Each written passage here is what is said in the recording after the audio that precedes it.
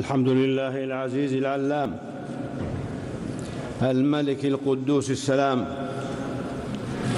أحمده سبحانه أن هدانا لدين الإسلام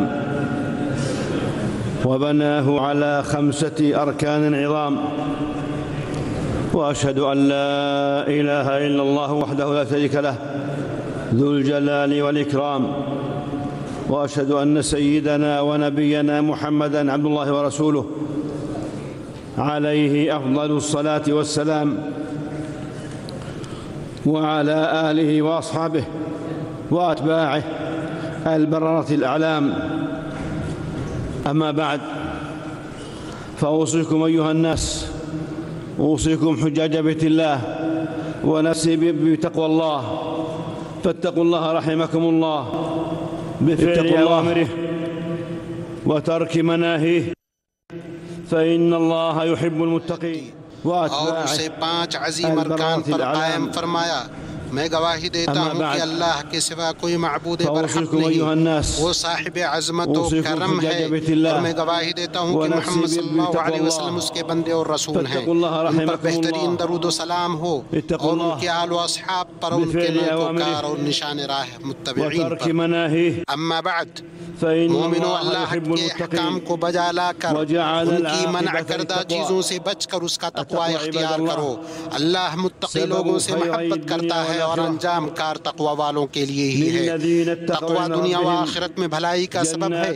فرمان باری تعالی ہے، تقوی والوں کے لیے ان کے رب تعالی کے پاس جنتیں ہیں جن کے نیچے نہریں بہ رہی ہیں، جن میں وہ ہمیشہ رہیں گے، اور پاکیزہ بیویاں، اور اللہ تعالی کی رضامندی ہے، اور اللہ بندوں کو دیکھ رہا ہے. اور اللہ نے فرمایا، اگر ان بستیوں کے رہنے والے ایمان لے آتے اور پرہیزگاری کرتے تو ہم ان پر آسمان اور زمین کی برکتیں کھول دیتے. اور حاجیوں کو تقوی کا حکم دیتے ہوئے مخاطب کر کے فرمایا کہ اپنے ساتھ توشہ راہ لے لیا کرو، سب سے بہتر توشہ اللہ تعالیٰ کا تقوی ہے. اے عقل مندوں، مجھ سے ڈرتے رہا کرو.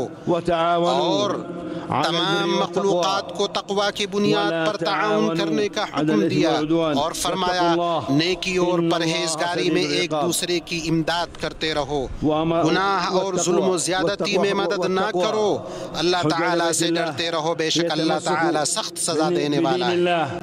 اور تقوی یہ ہے کہ بندہ اللہ کے عذاب سے ڈر کر، اس کے اچھے ثواب کی امید رکھ کر، اس کے دین کو مضبوطی سے تھامے اور اس کی شریعت پر عمل کرے. اس دین کو مضبوطی سے تھامے جسے اللہ تعالیٰ نے آج کے جیسے دن میں مکمل فرمایا تھا. جب اللہ کا یہ فرمان نازل ہوا، آج میں نے تمہارے لیے تمہارا دین مکمل کر دیا اور اپنی نعمت تم پر پوری کر دی، اور تمہارے لیے اسلام کو بطور دین پسند کر لیا. دین اسلام کے 3 درجات ہیں، جن میں سب سے اعلیٰ درجہ احسان کا ہے، جس کی تشریح نبی صلی اللہ علیہ وسلم نے اپنے اس قول سے فرمائی ہے. احسان یہ ہے کہ تم اللہ کی عبادت اس طرح کرو گویا تم اسے دیکھ رہے ہو، اور اگر تم اسے نہیں دیکھ سکتے تو یقیناً وہ تمہیں دیکھ رہا ہے. اور اللہ نے فرمایا، جن لوگوں نے بھلائی کی ان کے لیے اس دنیا میں بھلائی ہے، اور یقیناً آخرت کا گھر تو بہت ہی بہتر ہے، اور پرہیزگاروں کا کیا خوب ہی گھر ہے. دین کے درجات میں دوسرا درجہ ایمان کا ہے، جو زبان سے اقرار، دل میں یقین، اعضاء و جوارح سے عمل کا نام ہے. یہ طاعت سے بڑھتا ہے، معصیت سے کم ہوتا ہے. ایمان کی شاخیں 70 سے زیادہ ہیں، ان میں سب سے اونچی شاخ لا الہ الا اللہ کہنا ہے، اور سب سے کم تر شاخ راستے سے تکلیف چیز ہٹانا ہے. اور حیا ایمان کی ایک شاخ ہے.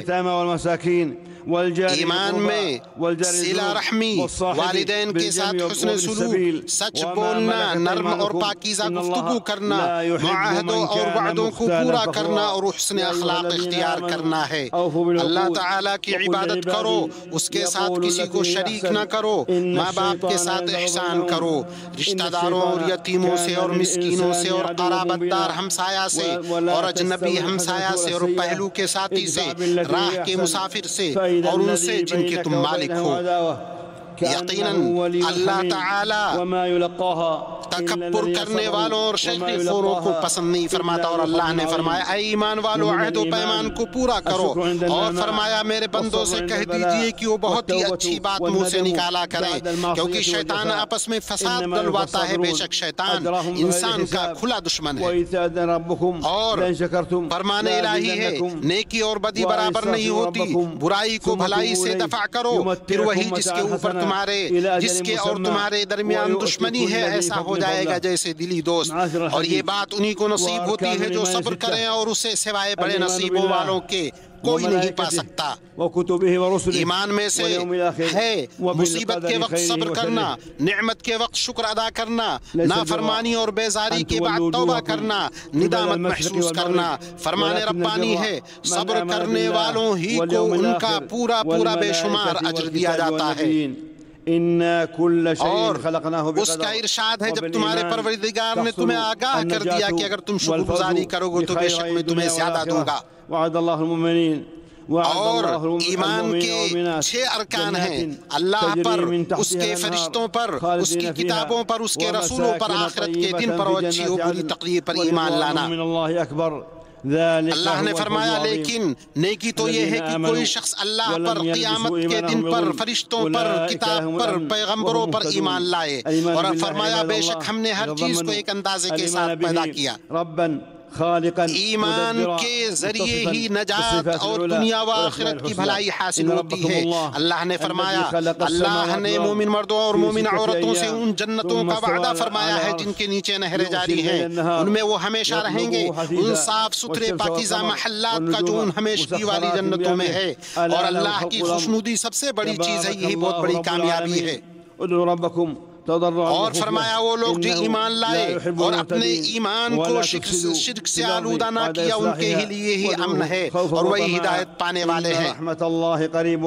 اور فرمایا یقیناً ہم اپنے رسولوں کی اور ان لوگوں کی ضرور مدد کریں گے جو ایمان لائے، اور دنیا کی زندگی بھی ان کے لیے، اور اس دن بھی، اور دنیا کی زندگی میں بھی، اور اس دن بھی جب گواہ کھڑے ہوں گے۔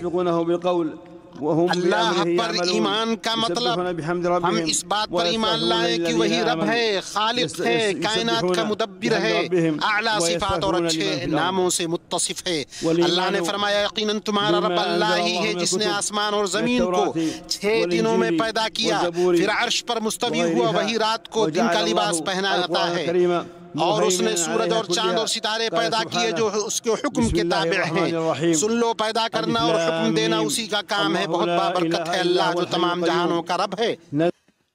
اپنے رب کو گڑ گڑا کر چپکے پکارو، بے شک وہ حد سے نکلنے والوں کو پسند نہیں کرتا، اور زمین میں اس کی درستی کے بعد فساد نہ پھیلاؤ، تم خوف و امید کے ساتھ اسے پکارو، بے شک اللہ کی رحمت نیکی کرنے والوں کے قریب ہے۔